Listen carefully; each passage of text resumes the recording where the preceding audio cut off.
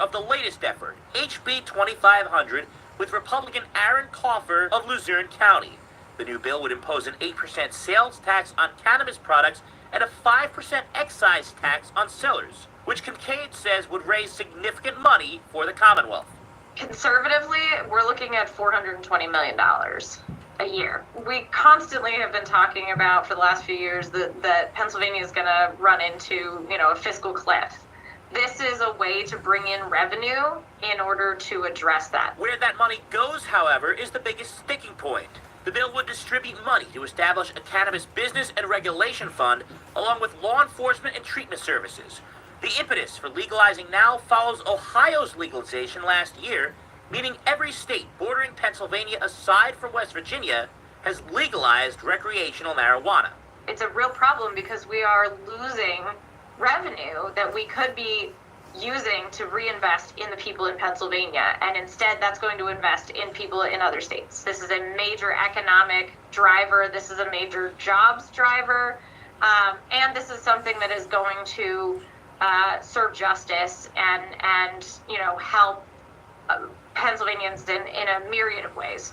The prospects for this bill depend, of course, on the support of Senate Republicans, but also of Governor Shapiro, who has indicated broad support for legalizing recreational marijuana, but has yet to endorse this framework. If he does, Representative Kincaid believes that this bill could pass by the end of the year. So the people have made their views clear, and it's always helpful when you got a governor who's in favor of legalization. And Josh Shapiro, the governor of Pennsylvania, he's in favor of legalization, and this is what he had to say. Look, it's time to compete on marijuana. Every state around us has legalized it, and I've candidly had my own journey on this issue as a father of four, as the former chief law enforcement officer of the Commonwealth of Pennsylvania when I served as Attorney General. I recognize that issue requires some evolution for folks. The way I see it now is this is a matter of competition. We got to compete with other states.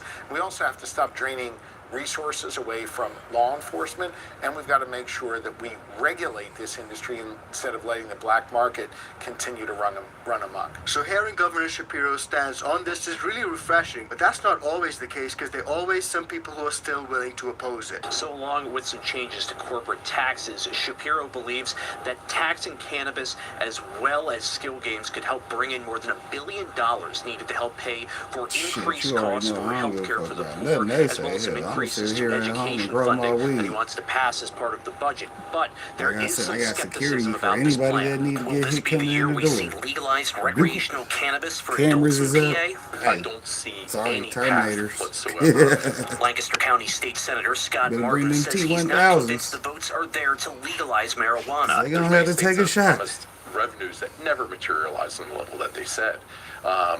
But there's something to be said about not jumping fully into the pool when you can't answer all those questions. The other part, we're saying we need to do this because the states around us are doing it. I think it's a pretty weak excuse. So despite the fact that there is some pushback, it's really refreshing to see that at least there's more understanding and acceptance of the plan. And one thing that cannot be downplayed is the medical benefits that come from the plan. And that can be seen clearly in this article, which actually says medical herb helps mothers to be more present parents and develop positive relationships with their children, according to a brand new study. Now, this article, which was actually posted this morning, says that new government-funded research out of New Zealand finds that mothers who are able to access medical herb reported that herb improved their quality of parenting by allowing them to more effectively manage their health conditions and tolerate the stress of caring for children. At the same time, the study participants also reported persistent obstacles such as the high cost of legal products and the ongoing stigma as well as legal risks. So despite the fact that there are tons of benefits, a lot of people are still finding the stigma and they're feeling really ashamed of using it simply because of that stigma,